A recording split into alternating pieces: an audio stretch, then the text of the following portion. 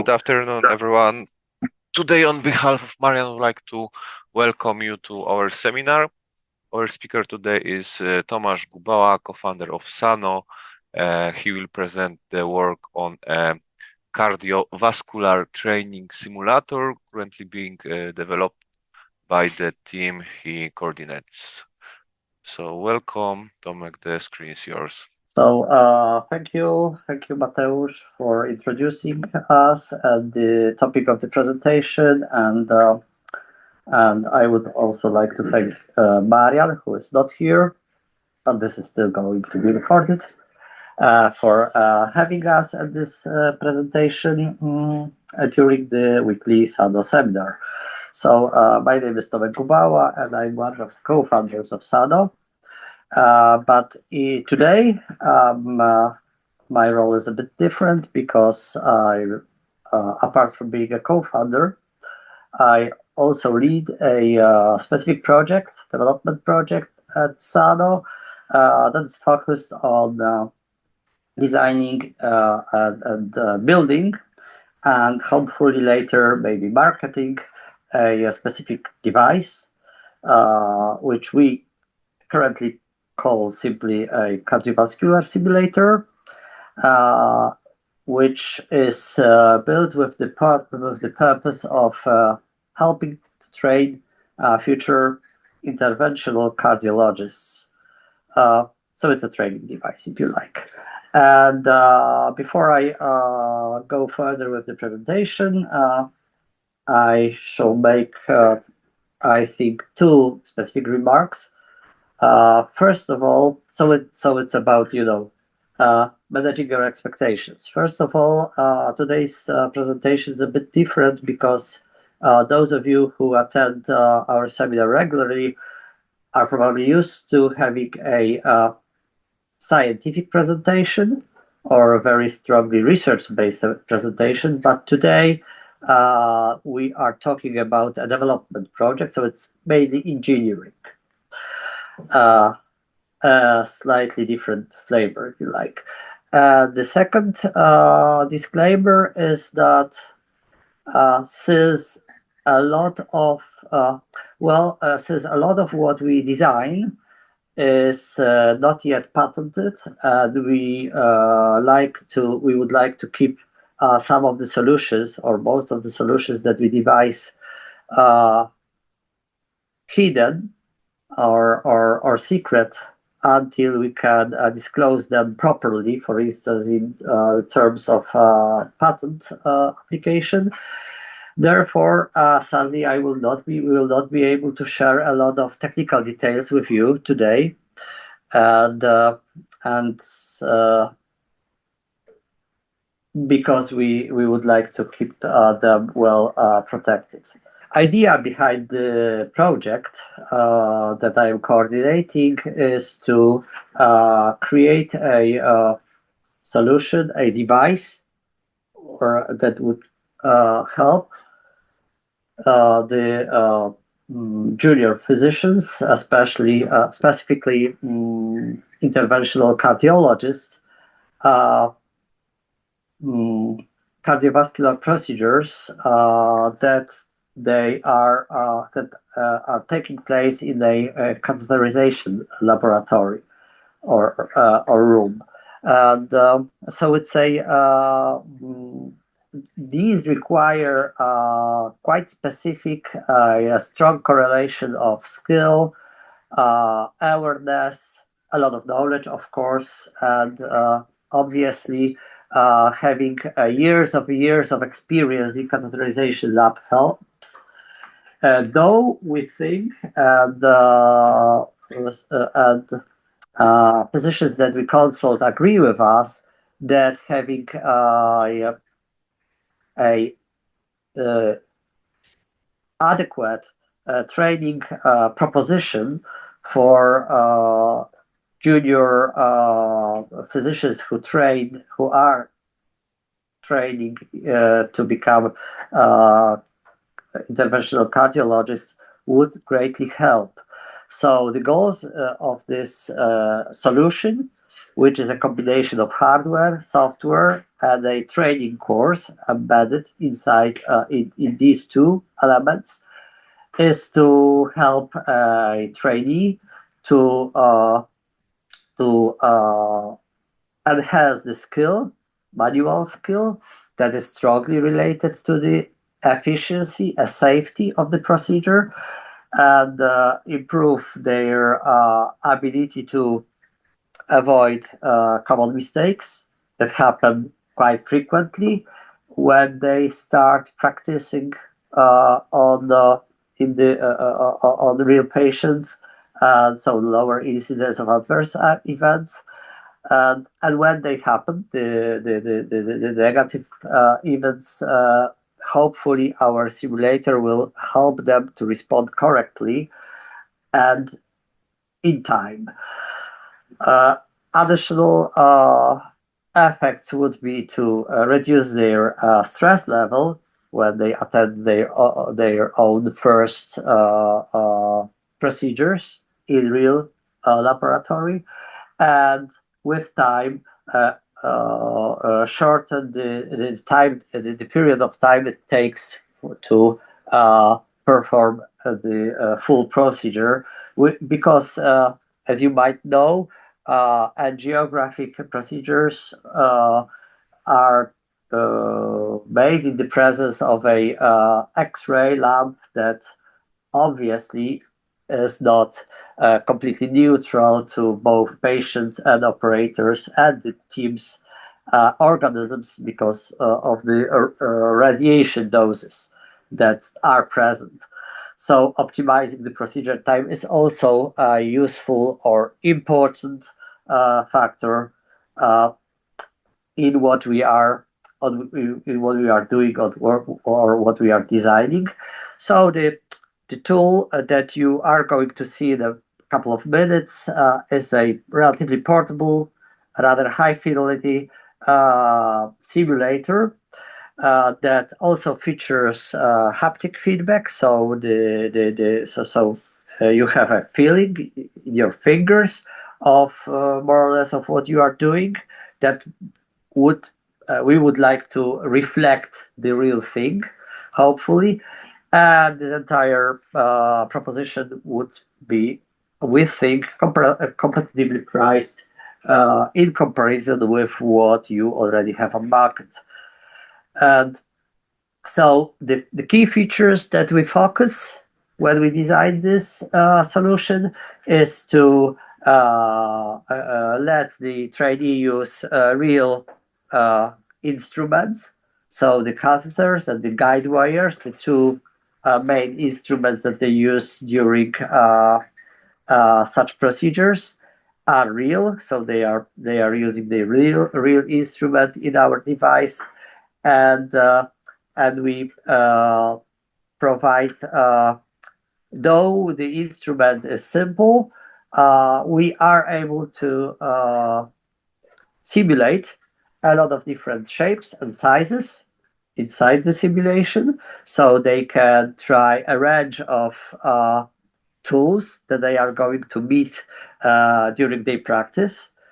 The shapes and sizes, different shapes and sizes are there because people are different and their internal anatomies are different, and sometimes you need to have a different tool for a different patient. And the entire workflow of using the tools, accessing coronary arteries, avoiding mistakes, injecting proper dose of contrast, taking diagnostically useful projections or pictures of the opacified, so flat with contrast anatomies, and so on and so forth. This entire process is pretty complex. So also our training tool will guide a junior cardiologist or physician through all those steps, explaining why some things have to happen before the other things. And as I already alluded to, we would also like to be able to simulate adverse effects, events, or that may happen during a procedure, a real procedure, so a trainee can learn how to respond to them. We are going to have a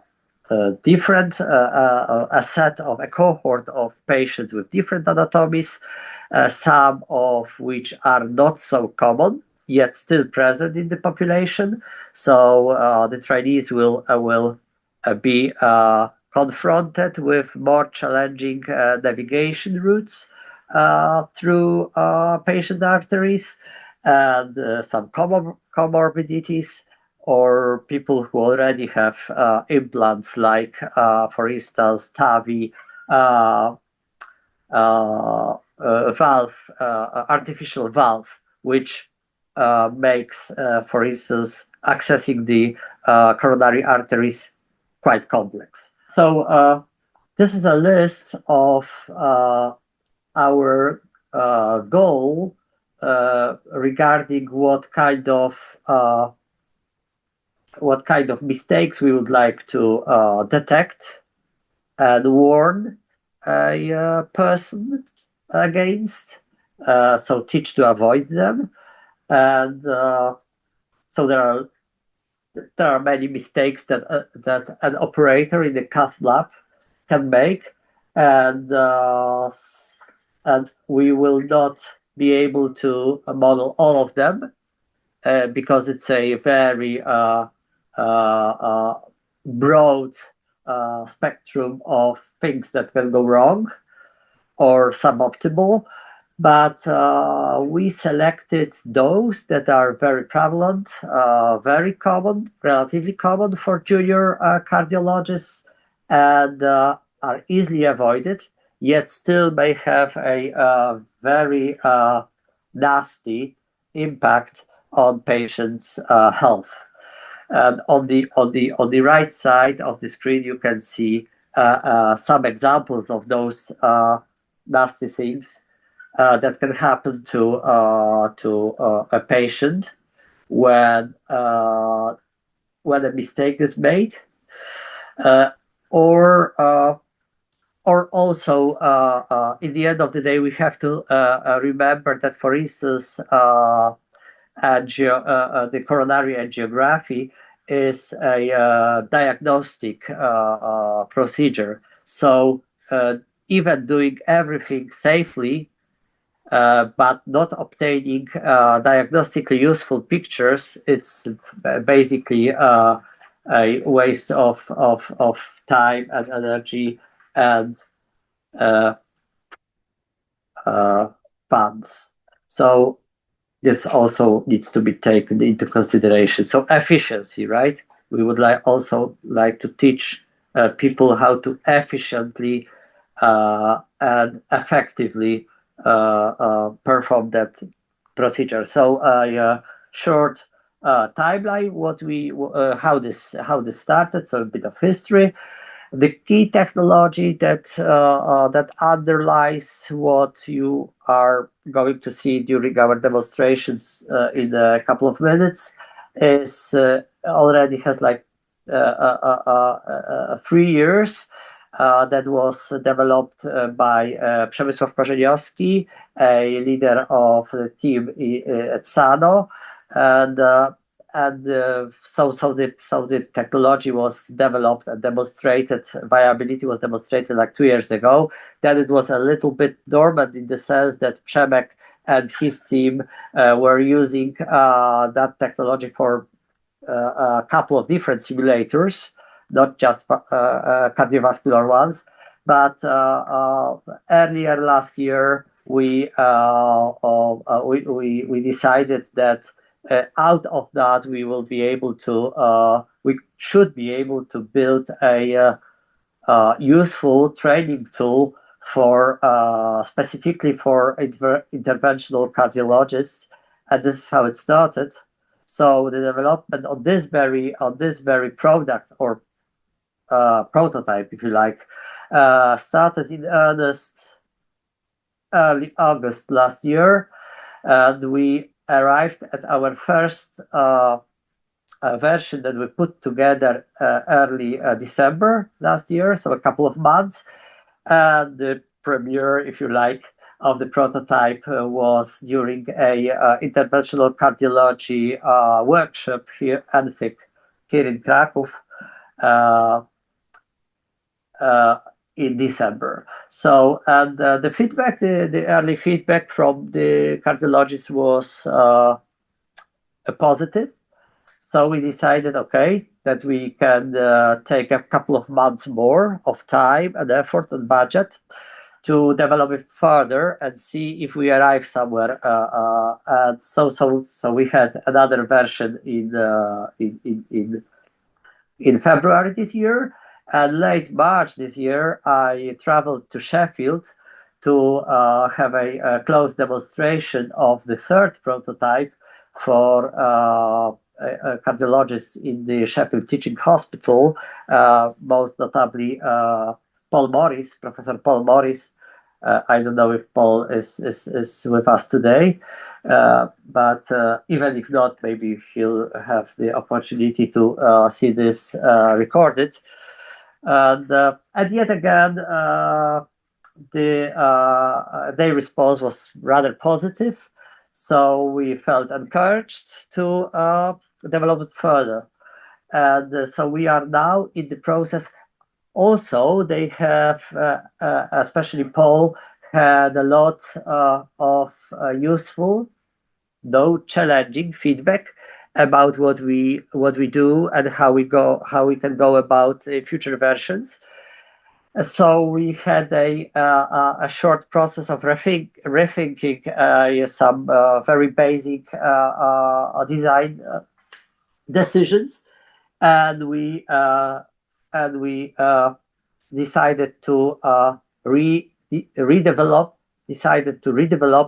a lot of parts again from ground up in order to build a fourth strongly different or just different version of the device, and we are currently in the halfway to there.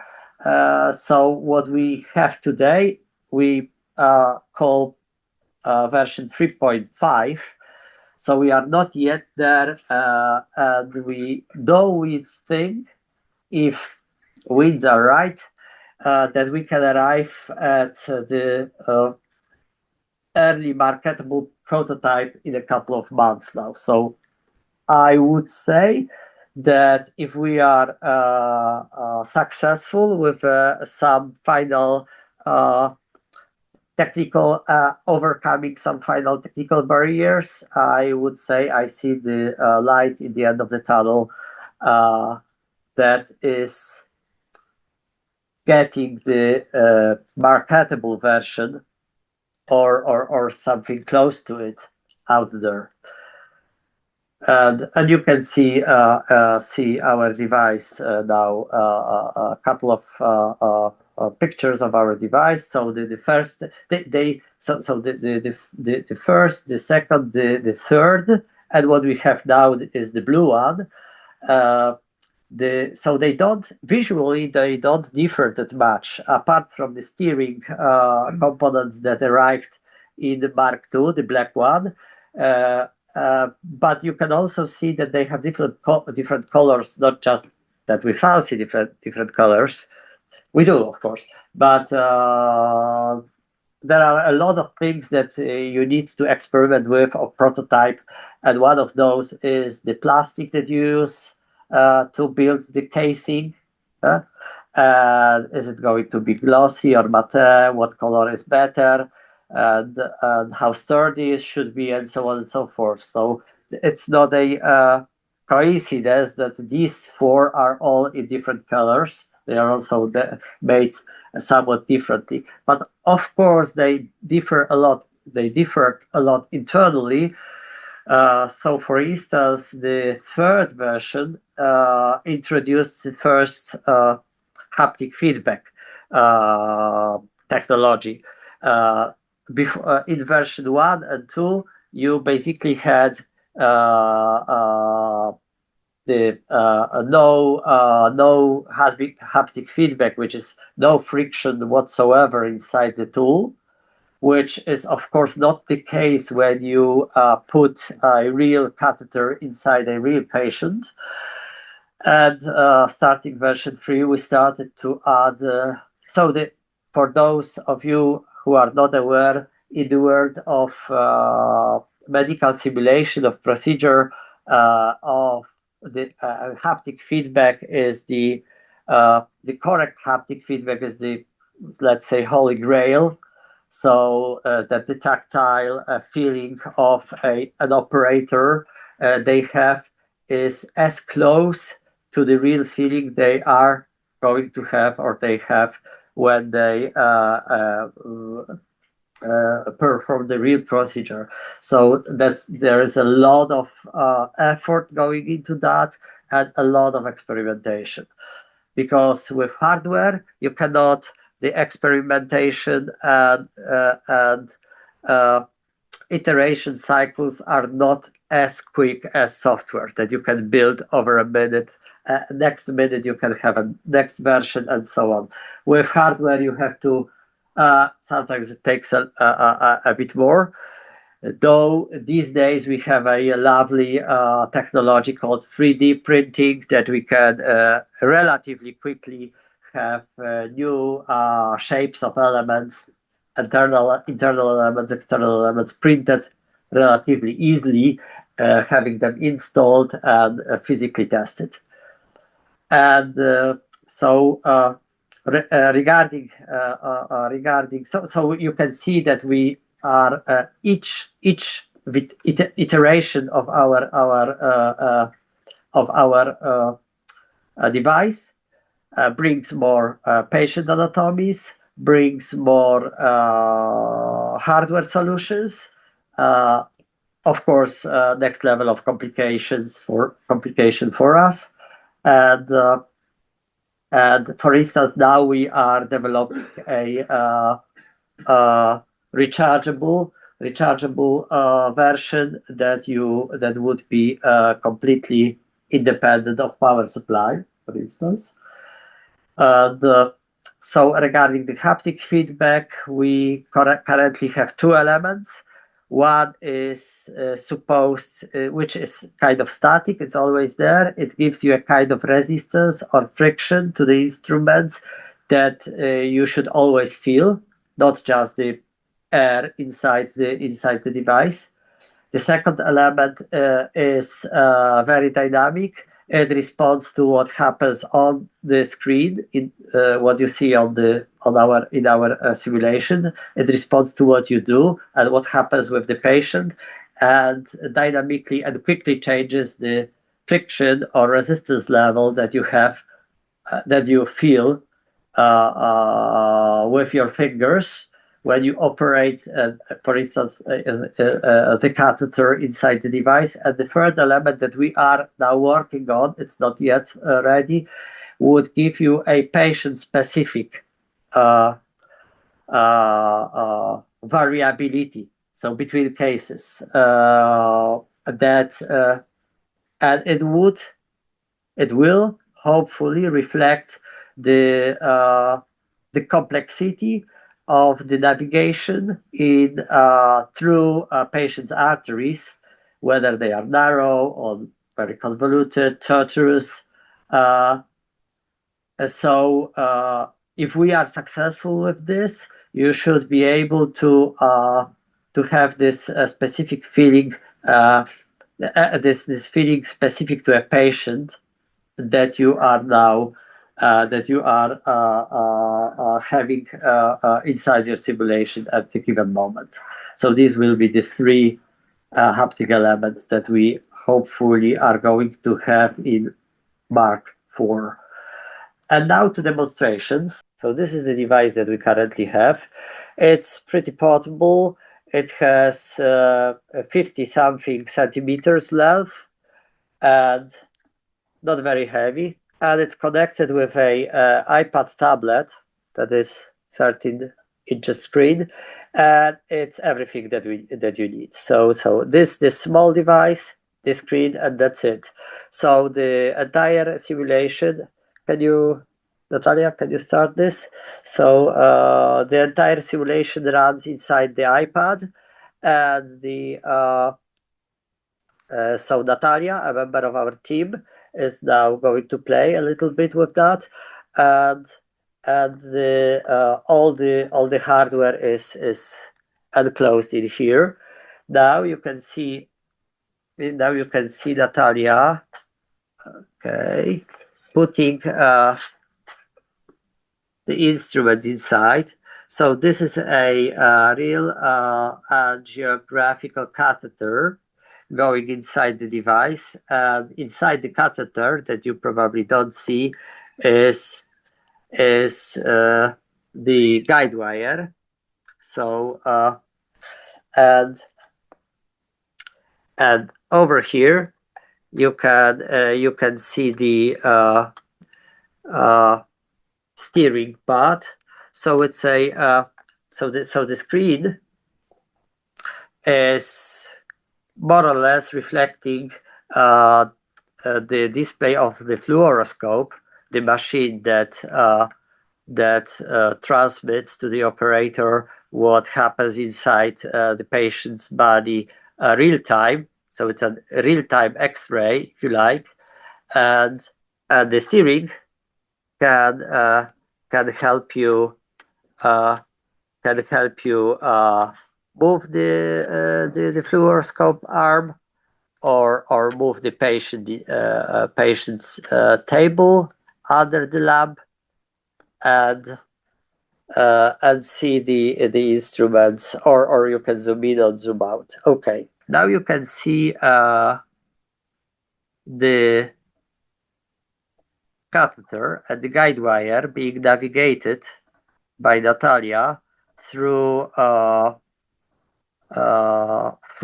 aorta of the patient towards the arc, and then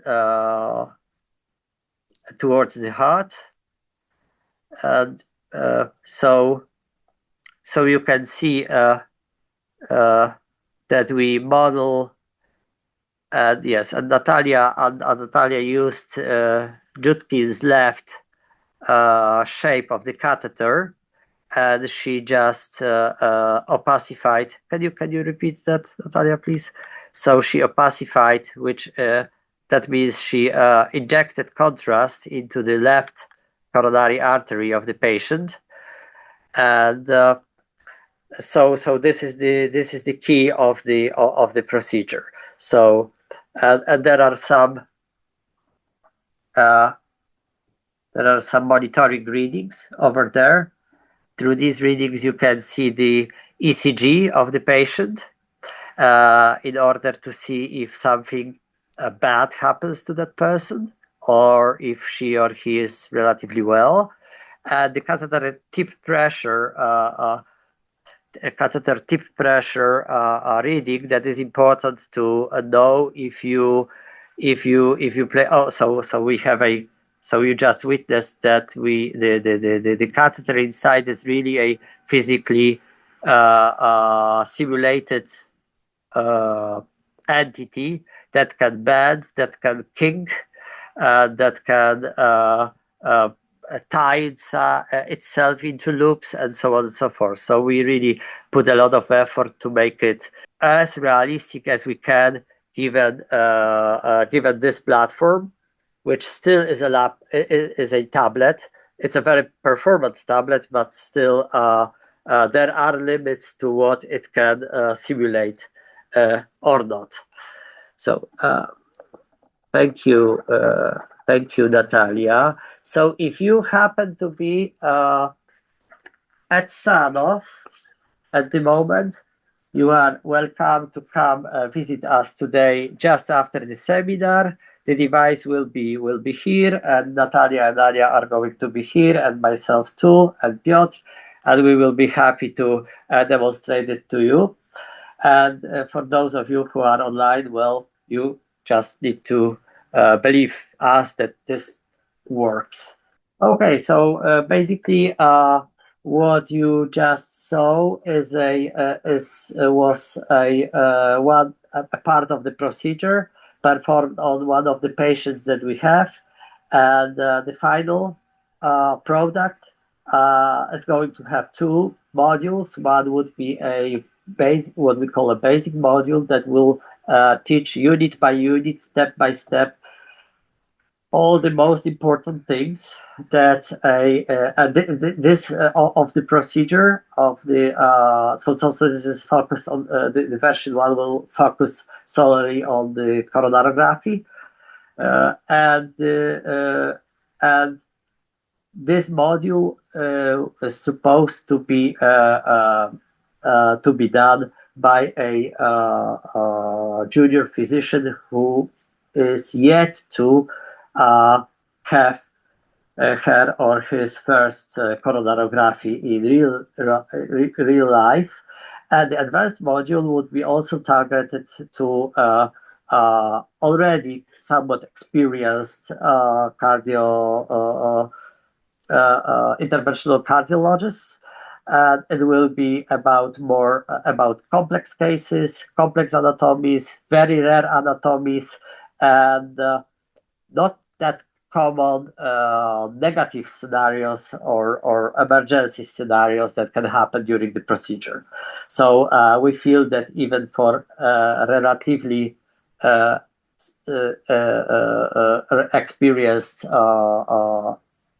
physicians, that module might still be interesting. And I would like to conclude with the team. So the original inventor and developer of a lot of the underlying technologies that we currently use is Przemek Korzeniowski, and we also have Piotr Paniec, who is an engineer, devoting his time to modeling patients' anatomies and putting those anatomies inside the simulator in the way that the interaction that you have through the tools that you use is kind of seamless. I mean, it is as realistic as it can. We also have Renata Szydlak on the team. She is now teaching at the moment, so she is not attending this, unfortunately. But Renata is an assistant professor at a medical college here in Kraków, and she spent a couple of years now teaching students of medicine various technologies, so including simulation technologies, VR technologies. She is very experienced in how one can teach young doctors or medical students such engineering topics. And Renata is developing essentially she is developing the learning process that we are putting inside that simulator. So it's not just a technology demo, it's not just a sandbox, it's a conscious training program that is embedded inside that device. Krzysztof Karpat is our cardiological consultant. She's an interventional cardiologist of more than, I think, 15 years of experience in the cath lab. So he saw it all. He saw all kinds of patients, all kinds of complications, and all kinds of anatomies. But not only that, Krzysztof is also very much inclined to help us with the technology engineering ideas. So that's very useful and very appreciated.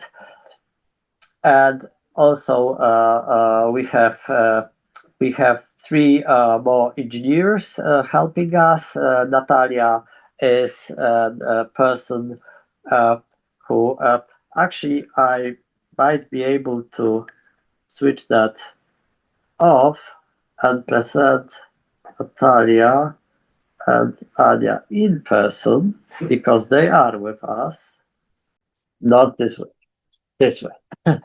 So Natalia, who was our operator of the tool, is a electronics engineer, and she is developing some parts of the hardware that we are using. And Anya, who is seated right there, well, she's also into electronics, but currently she is helping us with segmentation of patients' anatomies and integration of patients' anatomies inside our simulation. So it is also thanks to her and Piotr. Piotr, can you show yourself? So, oh, Piotr is even farther there. So the four of us are here. And so Piotr, together with Anya, are the people behind more and more patients arriving at digital patients arriving inside our simulation. And thank you. And Adam is an engineer who is not with us at the moment, but he is helping more on the simulation and coding side. I would also like to thank for a huge support that we are getting every day from Sano Support and Development team. I didn't want to try to name specific people here because there are many of them helping really, and I would risk leaving someone out. So, but basically all of them are very helpful, and we really do appreciate that. And it helps a lot, especially you can imagine that in such a hardware heavy project, there is a lot of different things that need to happen on the physical side, if you like, for the development process to go smoothly. And that would be all from our side. Again, my name is Tomasz Gubała. I'm one of the co-founders of Sano, and this is my email. You can see my email address. And if you have any, I don't know, questions, ideas, then you can, or you would like to buy our device in the future, why not? So you can send me an email and I will respond promptly. So I think that's about it. Thank you for your attention, and hopefully you enjoyed this presentation and demonstration. Again, if you are in the vicinity, please come and play with our device. And I think that's it. Thank you. And obviously, if there are questions, then I'm happy to take them. When I met you, I forgot a lot of things to ask, of course. So one question I still have is there any objective measurement for the force feedback? Well, normally when a cardiologist uses a catheter, probably there is not any device that is really measuring, let's say, the forces that are exerted. So I think you are currently relying mainly on Christoph's, let's say, experience and saying, okay, this feels like the native one. So is there any objective thing to say, well, that the forces that really you feel when there is a catheter inserted?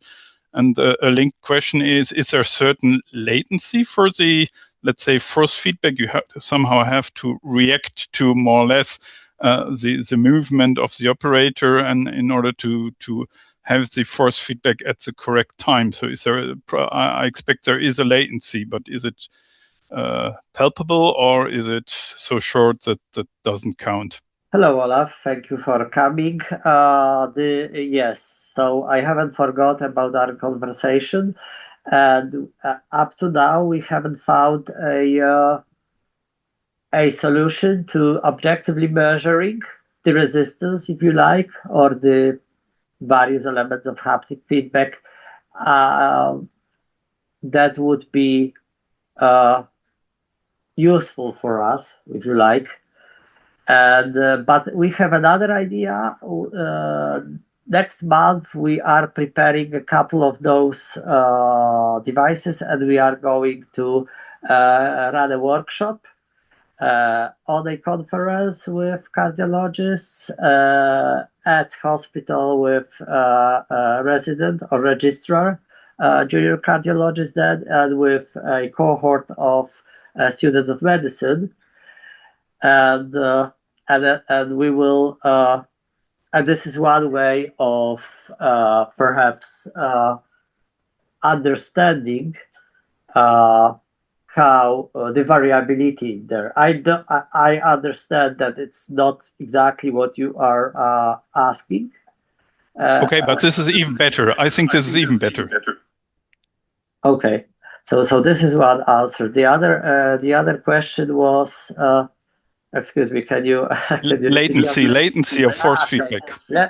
Latency, of course, is so. If you are talking about haptics in simulation being the holy grail, you are basically talking about latency. So this is the ultimate barrier, if you like, and obviously there is only. So first of all, we are now doing everything with a Bluetooth radio communication that introduces some of that already. And the second thing, of course, is the physical, right? The physical elements that can react with delay. No, currently we are not at the moment at the place that we are able to, let's use this very engineering term, immediately, or almost immediately respond to what happens on screen. We can, though we can still, with what we have now, model, and we are modeling a range of useful scenarios. For instance, one of the scenarios that we can still model with latency not being as cutting edge is a very common phenomenon of having a radial artery, so the arm artery that are now predominantly used for angiography constrict.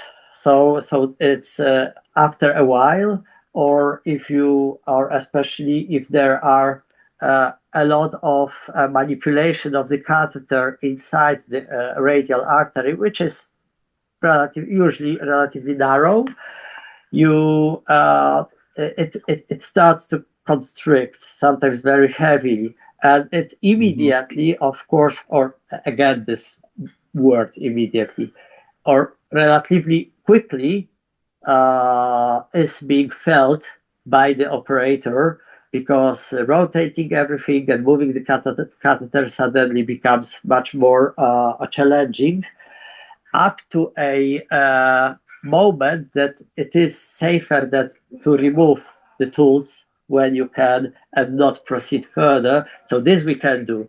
This is this is not this is a response to operators